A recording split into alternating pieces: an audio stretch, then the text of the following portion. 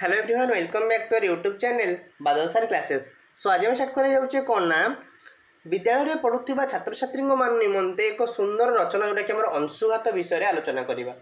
ता पूर्व चैनल जो मैंने भी नुआ अच्छा प्लीज चैनल को सब्सक्राइब कर रखु एवं पाखे बेल आइकन दबाई ऑल नोटिफिकेशन ने प्रेस कर दिंतु। ताद्वारा कौन हम ना जितेबाला मुझे भिडियोटी अपलोड करी तुम निकट में सर्वप्रथम नोटिफिकेशन टी पहुँच बुझे। सो डेरी नक भिडियोटी को स्टार्ट करवा। प्रथम आलोचना करवा उपक्रम।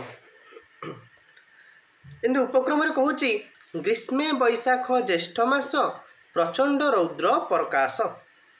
ग्रीष्म ऋतुर आगमन रे सूर्य किरण प्रखर हो उठे।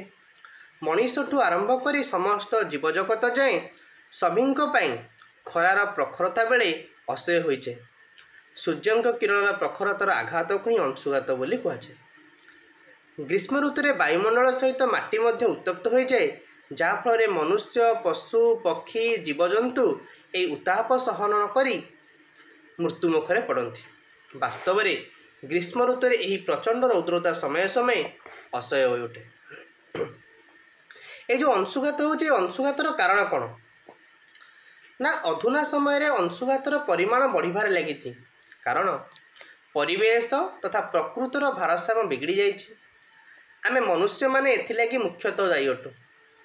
जंगल रु अविरत भाव में गछ कटा जाउछि आमर प्रचुर आवश्यकता पाई जहाँफल अम्लजान परिमाण वायुमंडल में कमी जाई अंगारकाम्ल गैस वृद्धि पाई तापमात्रा बढ़ुछि। गछ कटा जिबा फल वर्षार मात्रा मध्य कमुछि। जंगल को कटा जाई कलाकारखाना निर्माण होछि। जनसंख्या वृद्धि पाई नुआ सहर और बजार गढ़ा चली तथा कोठाबाड़ी मध्य निर्माण होछि। नदी गर्भ पोती हो पड़ू खरा दिन में नदीर प्राय जल रहूना।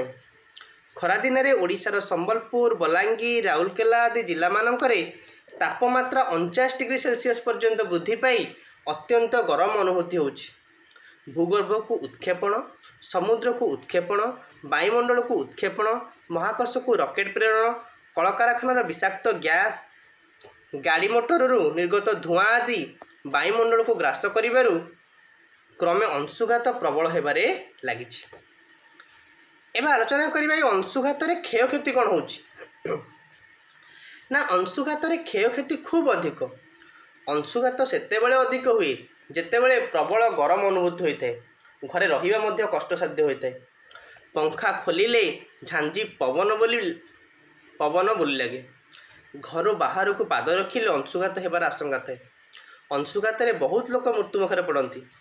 दिन 9टारू अपराह्न 4टा जाए पदा को बाहर असह्य होता है। ए वर्ष मध्य सेहीपरि गरम अनुभूति होछि। डाक्तरखाना रे अंशुघात रोगी संख्या बढ़ुछि। अनेक रोगी प्रतिदिन प्राण हराउछंती। चारिआडे हाहाकार घटुछि। गाधैबा और पीवा को भल पानी मध्य मिलूना। केतेक अंचल लोके राति रे 3 ରୁ 4 किलोमीटर बाट चली पानी पाई जाउछंती। दिन रे अत्यधिक गरम परे रात्रि रे मध्य सेही भली गरम जोगु भलरे सोई मध्य हेउनाही। सतर्कता को अवलंबन करिबा। अंशुघात को रोकिया पे कौन सतर्कता अवलंबन करिबा ना अंशुघात को केवल सतर्कता माध्यम रोका जाई परिबो जार किछि नियम बळी मानिया पड़थे। घर बाहर को जीवा पूर्व सरकार दैनंदिन खबर कागज टीवी रेडियो माध्यम अंशुघात कबल रक्षा पाइबा लगी किछि परामर्श ता सतर्कता अवलंबन करिया कहउछंती। से सबु हेला खरारे पदा को बाहरतु नहीं। अधिक शारीरिक परिश्रम करतु नहीं। घर जदि बाहर को जाउछंती ताले जीवा समय अधिक पानी पियंतु। मुंड को ओदा कपड़ा रे आवृत करंतु। देहरे हालुका सूता वस्त्र परिधान करंतु।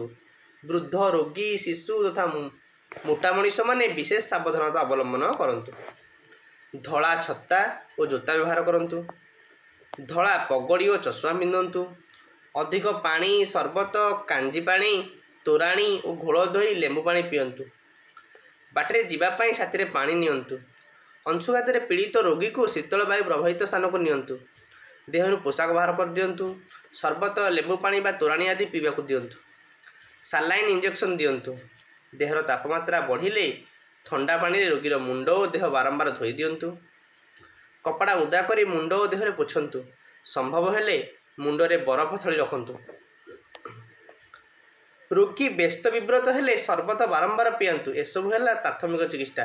ଏହା ପରେ ବି ଯଦି ରୋଗୀର ଅବସ୍ଥାରେ ସୁଧାର न आसे ताले रोगी को संगे संगे निकटस्थ डाक्तरखाना को नहीं जातु। एत कहला तार व्यवहार जोटा कि आम कौन कौन सावधानता अवलंबन कर शेष हूँ उपसंहार ना अंशुघात मनीष बहुत उपाय भयानक हो जाए अन्य महामारी रोग भली यह मनुष्यर जीवन नहीं जाए। अंशुघातर परिस्थिति को सरकार आयत्त कर जदि प्रकृतिर भारसाम्य ठीक रहता ताहले वर्षा आवश्यकता बेले हुई वायुमंडल और पृथ्वीपृष्ठ ठंडा हो जाता। यह फल अंशुघातर लोके त्राही पाई पारते।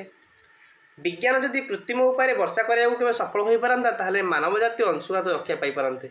से जहाँ भी हो वर्तमान परिस्थिति रे निजे सतर्कता अवलंबन कर ही अंशुघात रक्षा पाई परिबा।